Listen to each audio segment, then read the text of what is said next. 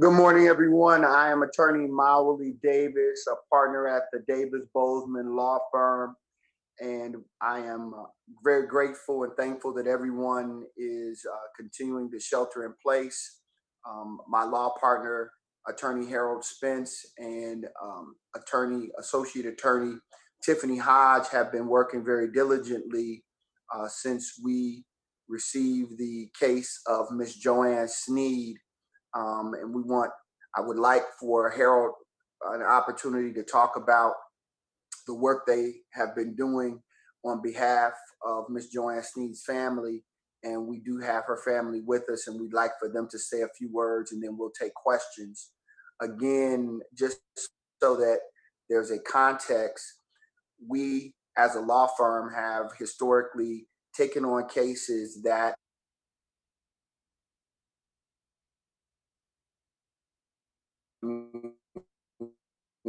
cases where people have through a negligence, and in this case, in what we believe will be a gross negligence.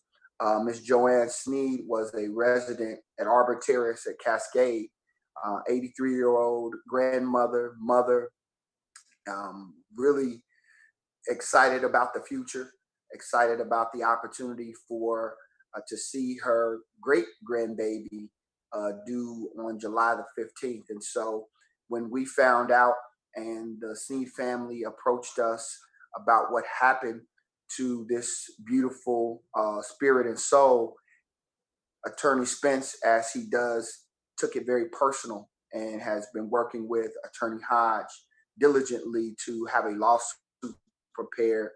And most people who follow the law know that filing a lawsuit could take weeks, months to file. This has happened within about 8 days. And I think that is a credit to their hard work, their diligence, and their commitment to justice for this family. And so with that, I'd like to bring on Attorney Harold Spence so that he can describe what the lawsuit lays out, the allegations in it, and how we expect to proceed forward. So with that, my law partner, Attorney Harold Spence. Thank you, Attorney Davis, and good morning to everyone. We have filed a lawsuit against Arbor Terrace at Cascade and its corporate affiliates for the wrongful death of Ms. JoeAnn Snead. Now, Arbor Terrace is located off of Cascade Road near its intersection with I-285. Now, this facility promotes itself as a safe haven for seniors to live out their golden years.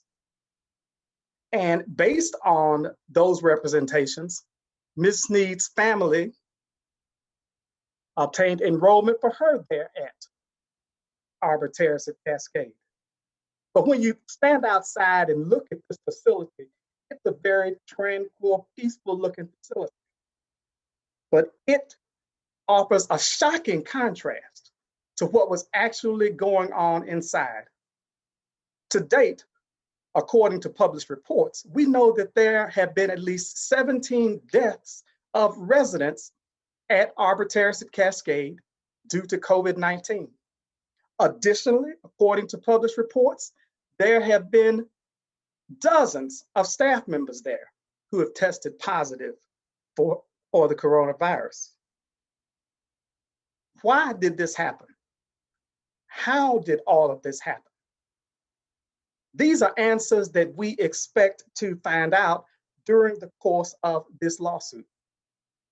What we know, however, is that on March 9th, Ms. JoeAnn Snead became a resident at Arbor Terrace at Cascade. Little would her family ever realize that barely more than 2 weeks later, Ms. JoeAnn Snead would be literally fighting for her life.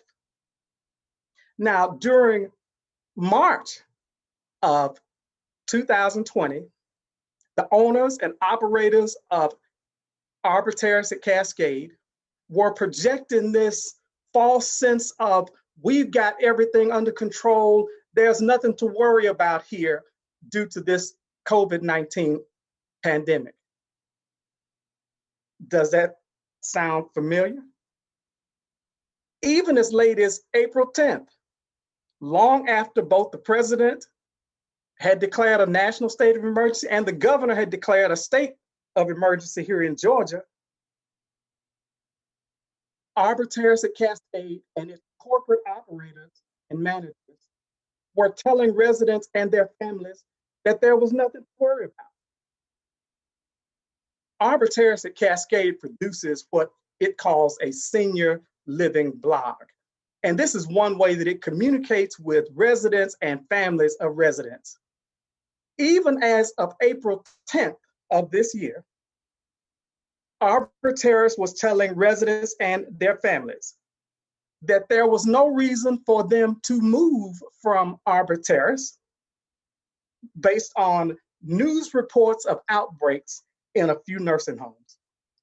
Additionally, in the April 10th edition of its senior living blog, Arbor Terrace was telling residents and their families that it was unadvisable at this time for any residents to move out.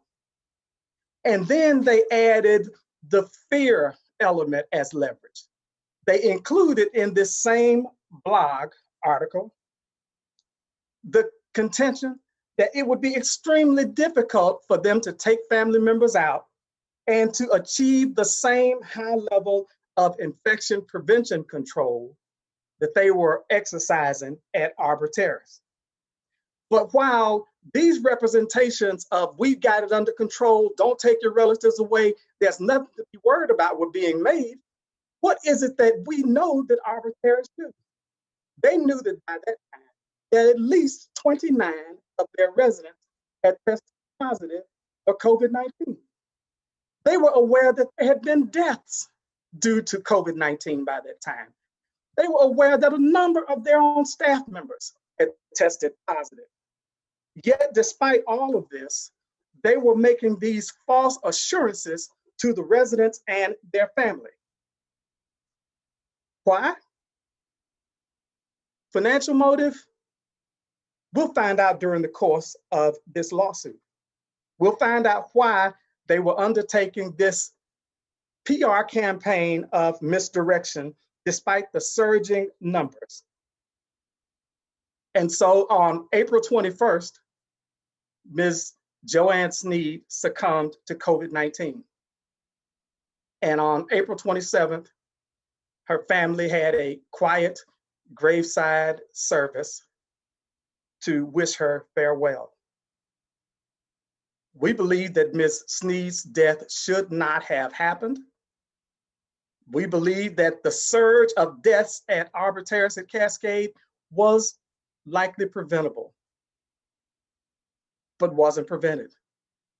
So we've filed this lawsuit to hold Arbor Terrace at Cascade and its corporate affiliates accountable for the literal human carnage that their misconduct has caused at Arbor Terrace at Cascade. We have filed claims of gross negligence against Arbor Terrace at Cascade and its corporate affiliates, as well as a claim for punitive damages, where we will seek the full measure of damages that the law allows for the life of this beautiful 83-year-old soul who left us all too soon. So we'll be pursuing this lawsuit with attorney Mowley Davis and attorney Tiffany Hodge of our firm, and we're honored to represent the family of Ms. JoeAnn Snead in this legal matter. Attorney Davis. Thank you, Attorney Spence. And again, we send our condolences to the Snead family. We have with us Ms. Catalin Merriweather and two of the granddaughters of Ms. JoeAnn Snead. And what we'd like them to do is share a little bit about Ms. Snead.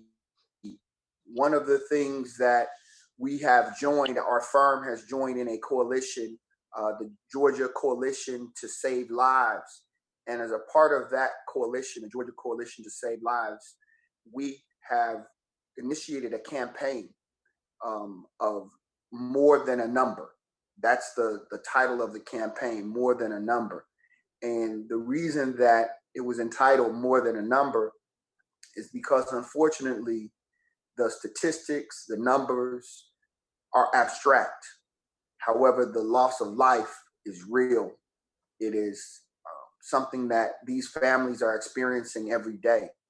And so we're asking, as part of More Than a Number campaign, to provide photographs of loved ones that have succumbed to COVID-19 in Georgia, so that we can see the face of what has happened and what continues to happen and what could potentially escalate if we don't move in a very careful way. And so Miss Merriweather is there, and we're asking her to take a few moments to share about her mother, who was a grandmother, great-grandmother, and the critical loss that they've experienced, so that we can, in the world, and Georgia can put a face and a life to, a number, that she is not just that. So, Miss Merriweather, would you mind coming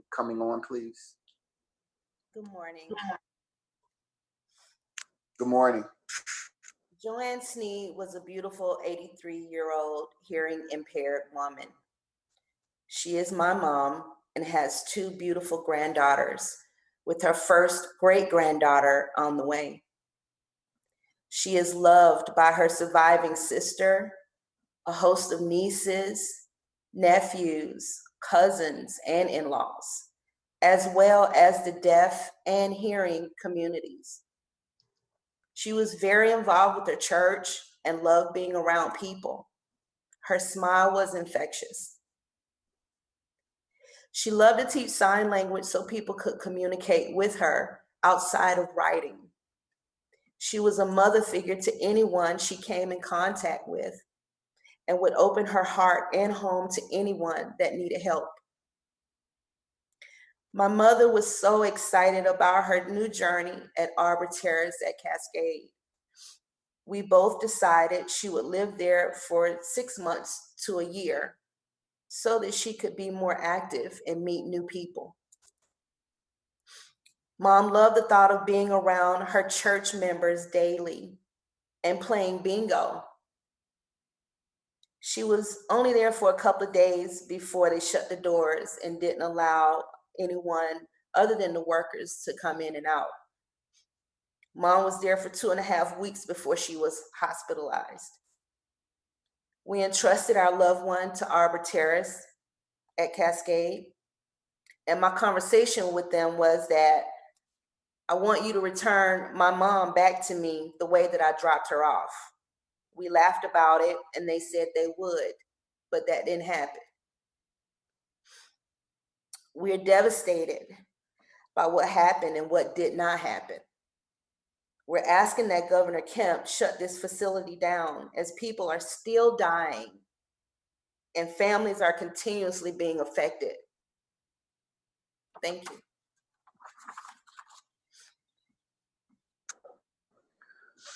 Thank you, Ms. Merriweather. We appreciate your courage to come forward, and we appreciate your willingness even to initiate the petition to encourage Governor Kemp to keep Georgia closed and to keep people sheltering in place.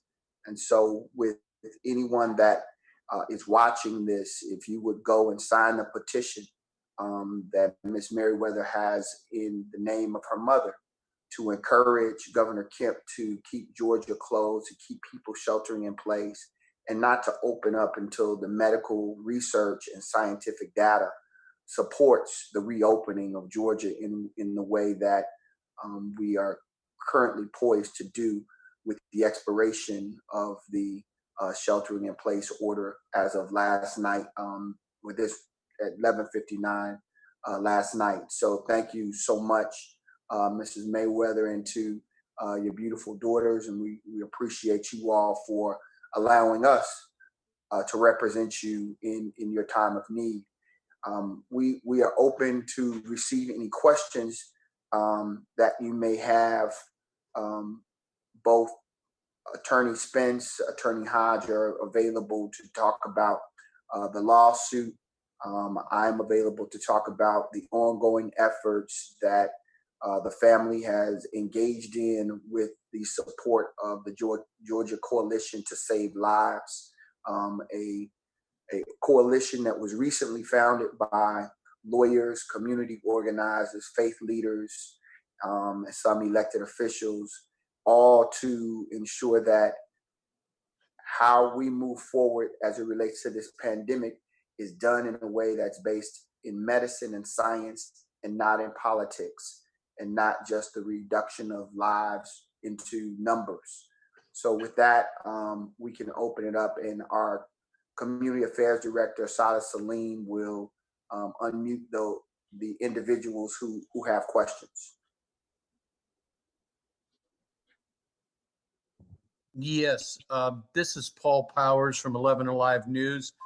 Could you tell us specifically what aspects of Ms. Snead's care led you to file this lawsuit? You've spoken in very general terms about the concerns about the way the nursing home operated, but what specifically occurred in her case that you believe led to her death? Mr. Powers, this is Harold Spence.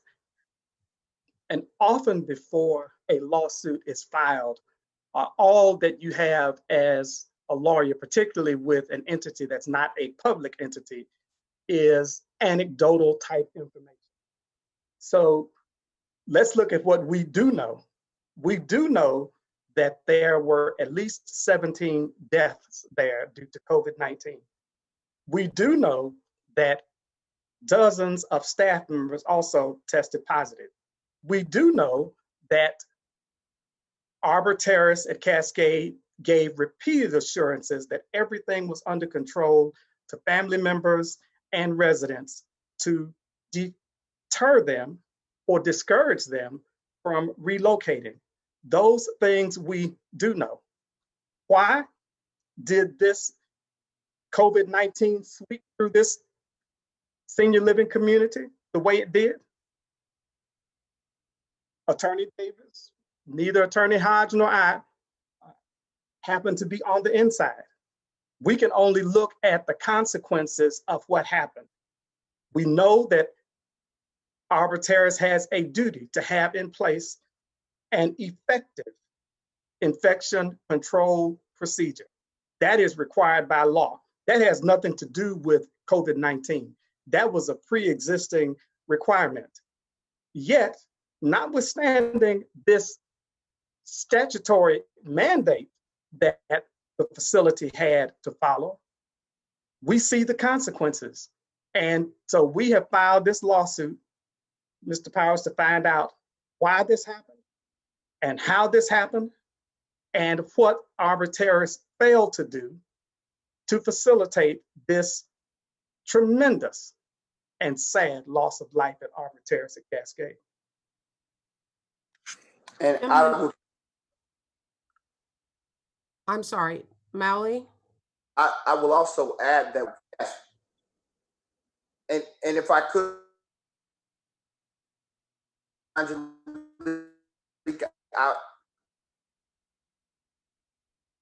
I would like to add the fact that personal protective equipment was not being utilized, that there were workers entering the space that did not have on gloves and masks as required. And so we know that the family observed when they came to visit, they saw where workers were moving around without masks on. So these are workers who are going out. Some may ride public transportation, some may be with their families, and then they're coming back into this very vulnerable community and understanding that this is a vulnerable community, and then they're not wearing masks and gloves. This was a time bomb waiting to explode with that kind of conduct and total disregard for this vulnerable population. And so when you ask what evidence do we have, our very clients observed this conduct and behavior. And so that in and of itself speaks to the gross negligence that we believe employees of Arbor Terrace operated with as it relates to our elders. Angelique, you have a question? Well, it piggybacks on the gross negligence because, as you know, the governor has signed an order that makes it more difficult to sue these assisted living and nursing home facilities. And so your bar is higher. How do you meet that threshold of gross negligence? Well, gross negligence literally means that they utterly failed to do what a reasonable person would have done under the same or similar circumstances. Now, by the time that our clients are reporting that folks coming in and out are not wearing personal protective equipment, it was well known that that should have been done. It was well known that that would have been an unforgivable failing by that time because they had had a number of cases and a number of deaths. Notwithstanding that, they didn't adhere to this well-known protocol. And so we believe that no reasonable person would have acted similarly under those circumstances. And the failure to act reasonably under those circumstances, the utter failure to act reasonably, does constitute gross negligence. You're correct that the governor's order has erected a high standard for conduct that occurred after the declaration of his state of emergency.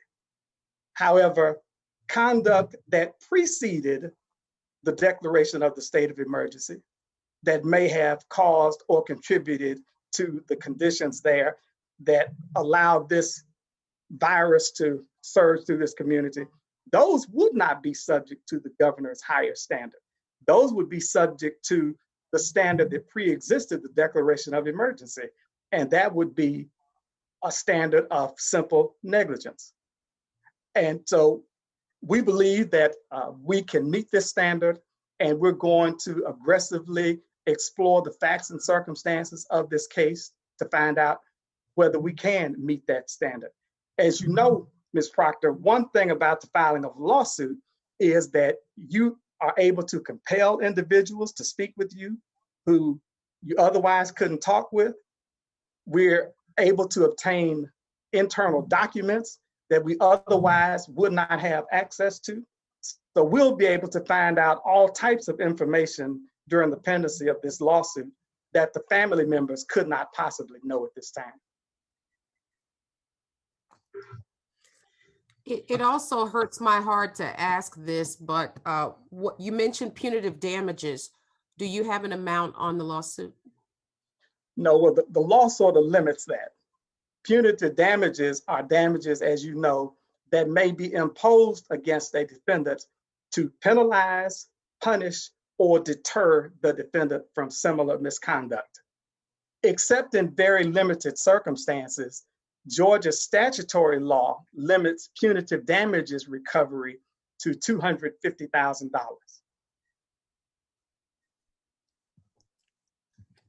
And what about other damages?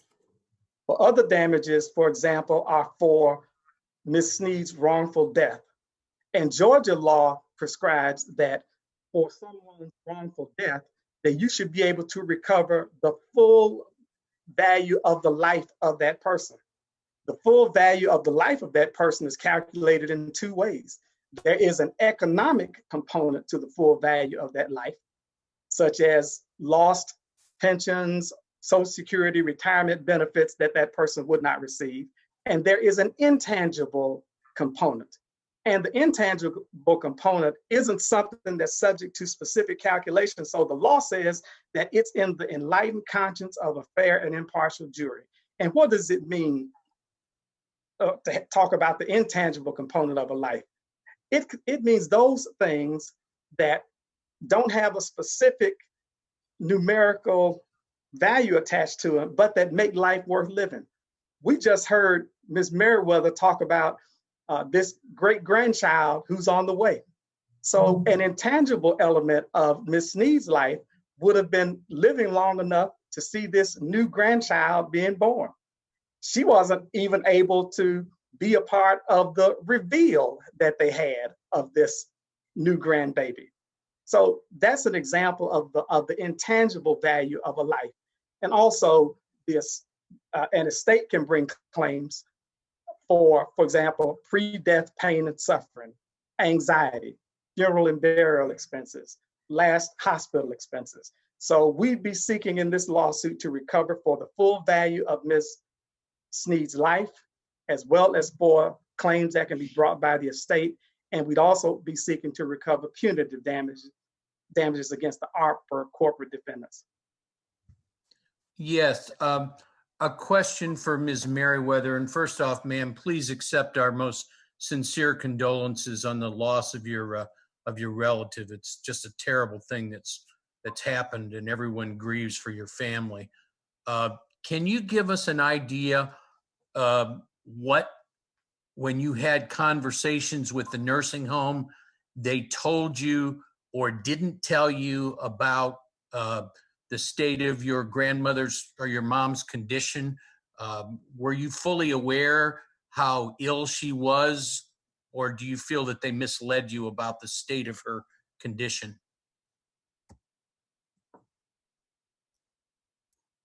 So when I visited her, I was in contact as far as seeing her through the doors. And I saw that that her health, that she was declining, just the way that she was walking and talking to me. And I did ask, the nurses what was going on, and they just kind of said, well, it's nothing, she's a little tired, it was anything said about COVID being in the facility or anything like that. So, I didn't know, I just saw her. She just seemed like she was really weak, really tired, slumped over more. They didn't say anything, basically. And So more specifically, Mr. Powers,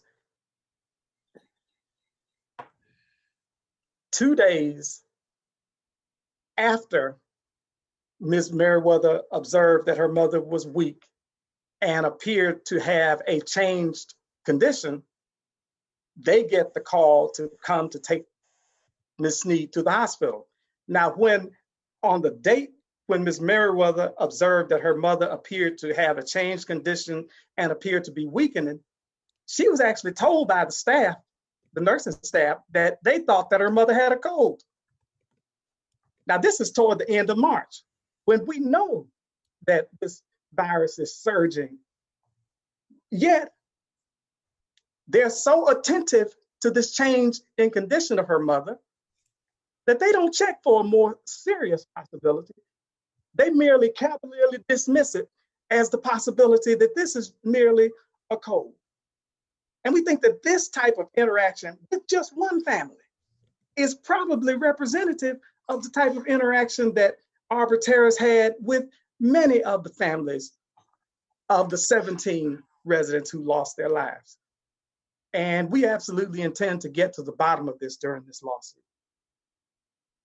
I'd like to bring in Amanda Cooper from V103. I believe she has a question. Ms. Cooper.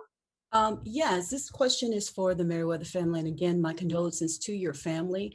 I'm just trying to get a clear timeline. I noticed you mentioned earlier when you were speaking about your beloved mother, that you mentioned 2 dates. You mentioned April 21st and the 27th, which is the day that you all had the burial. Can you provide more clarity on exactly when she was in the home and the timeline of how long she was there? Was she only there 2.5 weeks before she got sick? I just need more clarity on that.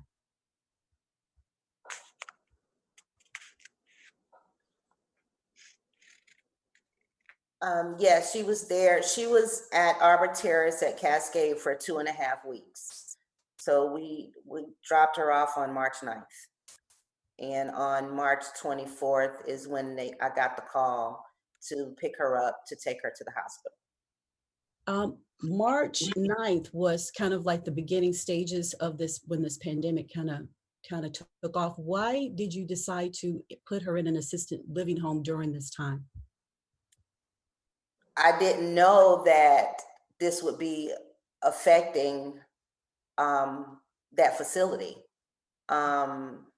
You know, the whole thing was to get her to a safe place, and for her to be able to interact with others and still be active. And, you know, so the thought didn't occur to me that this would happen there. So they gave you, so what you're saying is they gave you a false illusion that their place was a safe haven for your mom during this coronavirus pandemic. Is that what was that what you're saying? Yes. Okay. Thank you so much. And Amanda, we'd also like to just make clear on March 9th, this was not what it is today. Right. Right. The family had no idea. None of us did. As you can see with both the federal and state briefings every day, there's something new and there's new information. And so I think, you know, this family thought that, like most, that this was going to be indeed a safe space for seniors, and that seniors would be taken care of there. And unfortunately, that was not the case. And I would also like to point out that this family was called to come and get their mother and transport their mother in their car to the emergency room, to the hospital for treatment, versus you see her being sick. Why wouldn't you take the responsibility of transporting this elder to seek medical treatment? So I just want, you know, there's a pattern, and we talk about this in the law and in our communities, where there is a disregard for what is in the best interest of elders in particular, but of people. And that's why it's so important that this, again, that people got a chance to see her granddaughter. And in fact, I did want to make clear the gender reveal would have been for her great granddaughter. And so, you know, we're talking about these generations, a loss of the ability for these intergenerational dialogues, these intergenerational experiences. That is, you know, that's priceless. That's just absolutely priceless. And that's something that, you know, should not have been taken in this manner, and was in fact avoidable. I did want to bring in, I think Karen Greer. Karen, did you have a question? I'm sorry.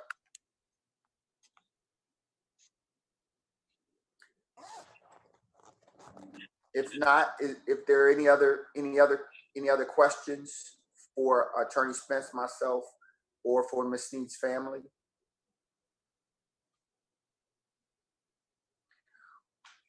Well, we thank you all for taking time to meet the family of JoeAnn Snead. We expect that you will see a great deal more of her photograph and hear more about her story and this family, because this is a family who has decided that they want to lift their voice and try as best they can to prevent any other families in Georgia from experiencing what they're having to go through. We spoke the other day, just talked about the difficulties in the evening of even being able to get down to go to sleep because of this loss. And so, again, we extend our love and condolences to the Snead family. They have our absolute commitment to fight and work and organize for justice for her and for so many others who are experiencing something that we believe could have been better controlled, dealt with, and handled in a way that could have protected lives. So with that, Attorney Spence, did you have anything else you wanted to close with? Thank you, Attorney Davis, and thank you to everyone who is participating in this call, and thank you to everyone who is listening. It is easy to get caught up in the numbers. This pandemic is so overwhelming that the numbers tend to overwhelm us. But as Attorney Davis stated, we don't want to lose the significance of each individual life. So far as we know, each of us has only one life here, and we do all that we can to preserve that. And those who love us do all that they can to help us preserve that life. We regret so much that Ms. Snead didn't live to see the full measure of her days. But we're going to look into this to find out why and to hold the wrongdoers accountable. And to the family, we certainly continue to extend our prayers and sympathies to you, along with the hard work that we're getting ready to put in for your family and that you so richly deserve. Thank you.